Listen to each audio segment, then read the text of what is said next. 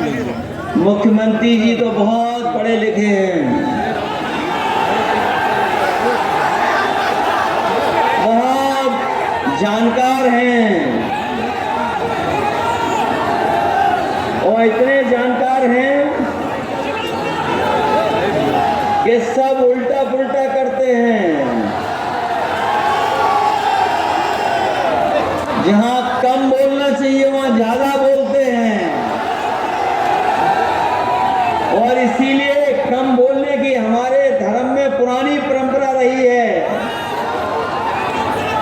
इसीलिए हमारे आपके धर्म में मौनी बाबा भी होते हैं, लेकिन ये जब बोलते हैं तब कड़वा बोलते हैं। इनकी नकारात्मक सोच ही है जो नकारात्मक भाषा बना रही है इनकी। अब तो जनता भी समझ गई है इनकी इन सब बातों को, इसलिए जनता भी सावधान है और इस सरकार से तो बहुत सावधान है, क्योंकि जो लोग कहते थे डबल इंजन, वो डबल इंजन एक दूसरे से टकरा रहे हैं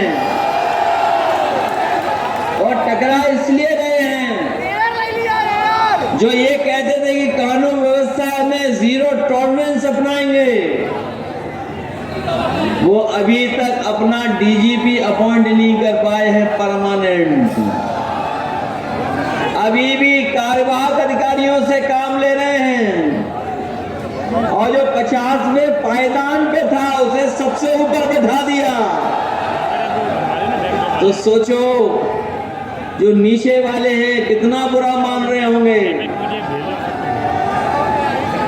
जो 50वें पायदान पे था वो सबसे ऊपर है, तो नीचे वाले क्या कर रहे हैं? और ये पहली बार यूपी में देखने को मिल रहा है कि अभी तक तो ये देखते थे कि पुलिस चोर को पकड़ रही है, लेकिन अब तो पुलिस को पकड़ रही है। अभी हाल ही में आपके बगल में जानकारी मिली कि कुछ लोग जुआ खेल रहे थे और जुआ की जानकारी पुलिस को पता लग गई। उनका एक अधिकारी गया और पूरा पैसा भर ले गया और वही जानकारी जब हमें मिली तो हमने सोशल मीडिया पे डाली। उन्होंने कहा कि नहीं, ऐसी कोई घटना नहीं हुई है, लेकिन हम अपने पत्रकार साथियों का धन्यवाद देंगे।